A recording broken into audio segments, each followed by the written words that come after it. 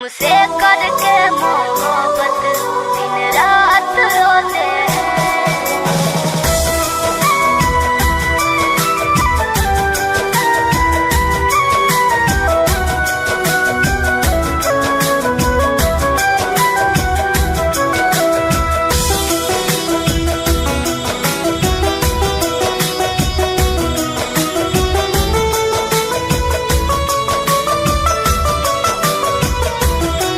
जहाँ जाओ हर जाए हो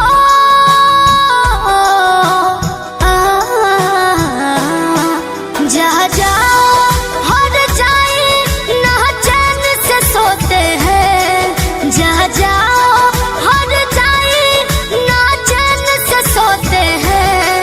तुमसे करके मोहब्बत दिन रात रोते हैं। तुमसे करके मोहब्बत दिन रात रोते हैं।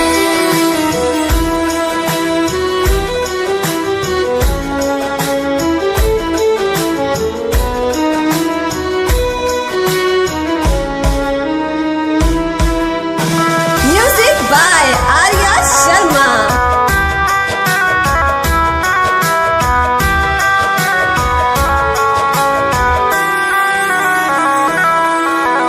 पलकों पे सजाकर तुमको रखे थे सनम। सपने सारे छीन लिए दिए हैं तुमने गम।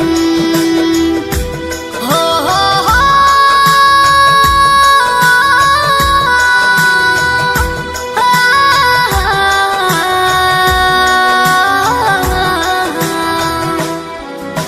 पलकों पे सजाकर तुमको रखे थे सनम। सपने सारे छीन लिए दिए हैं तुमने गम। आह भरता है पल पल दिल, आह भरता है पल पल दिल जब तन्हा होते हैं। तुमसे करके मोहब्बत दिन रात रोते हैं। तुमसे करके मोहब्बत दिन रात रोते हैं।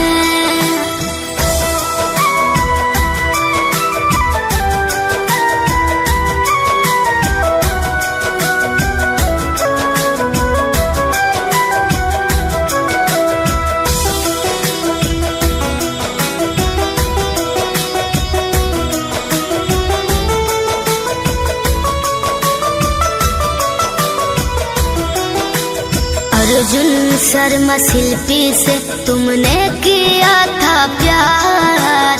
तेरी राह देखूं मैं करूं अब तक इंतजार।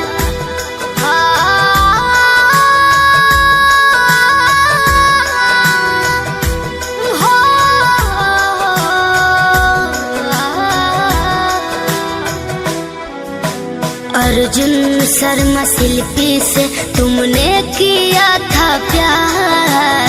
तेरी राह देखूं मैं करूं अब तक इंतजार। झूठे तेरे वादे पे, झूठे तेरे वादे पे यकीन करते हैं। तुमसे करके मोहब्बत दिन रात रोते हैं। तुमसे करके मोहब्बत दिन रात रोते हैं।